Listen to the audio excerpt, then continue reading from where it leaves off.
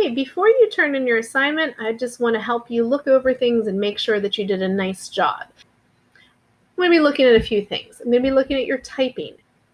Did you do a nice job with capitalization, punctuation, spelling, grammar? I'm going to be looking at your visual literacy. Do your words stand out against the background? Are they big enough?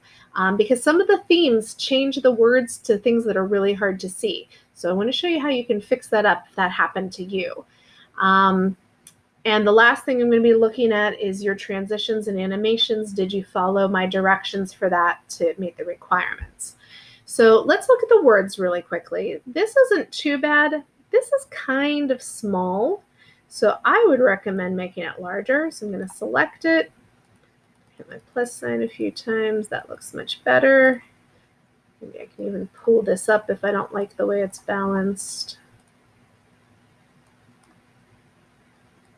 There we go. Okay, that makes it a little better. You're also welcome to change colors on this. So the title is blending with this brown background, which is very nice. Maybe I want the name to blend with the blue background to add some balance to it. So I can change my color. Remember, you always select your text before you change anything. That's what will actually make it change. All right, so now that coordinates. Okay, take a look here. So this one, the font is really hard to read because it's so light. So I want to select that and I want to pick a much darker color for it. So these are my theme colors. I think I'll stick with that. I kind of like this one because it blends in with the shirt there. It coordinates. Okay, maybe I want to make this stand out a little more. I could make it bold. Don't have to, but I like it to be able to stand out and be easy to read. Definitely don't want these super light colors that are hard to see. All right, so that needs to be darker. Let's go with this one. Yeah, that'll work.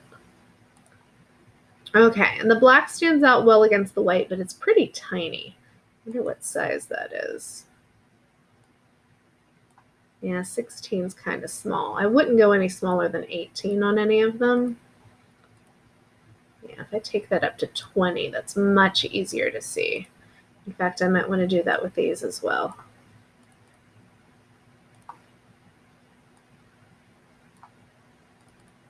Here we go. All right, so that improves my words as far as visual literacy. You can see that I already had checked over my grammar and spelling and things like that. If you had anything with a squiggle under it, you could right-click on it. Oops, there we go. And it'll give you spelling suggestions. And the last thing is I want to make sure that all of my motion meets the requirements. Every slide needs to have a transition. Every picture needs to have an animation. The first 3 pictures are going to be after previous, and then these last 2 pictures are supposed to be with previous. So very quickly, I'm going to go to transition. It'll pull up my motion box and I can see both the transitions and animations in that motion box. So slide 1 only needed the transition, which it has. I picked dissolve for it. Slide 2 has the transition of flip, and if I scroll down to my object animations, this picture has a zoom in and it is after previous, so that is correct. If this said on click, I would simply click on it and change it right here from on click to after previous. Okay. This one has the transition of cube. This object is animated. It's a fly-in from left, and it is after previous. This slide has the transition of gallery. It has the object animation of spin for all 3 of my pictures. The first picture says after previous, and the other 2 pictures say with previous. That will make them all happen at the same time. So that meets all of my requirements for transitions and animations. So once you are done checking all of your typing, checking your visual literacy, and checking your transitions and animations to make sure that they meet the goals of the assignment, your changes are saved in the drive so you can close out of it, and you want to turn in your work so that I can see it. This project is worth 30 points. If you earn 18 points or higher, that means that you have passed the assignment. Points will be subtracted for not meeting any of the goals or for turning in the assignment late. If there's any part that you have a question on that you want to check with me before you turn it in, you can always send me a private comment and I would be happy to answer that.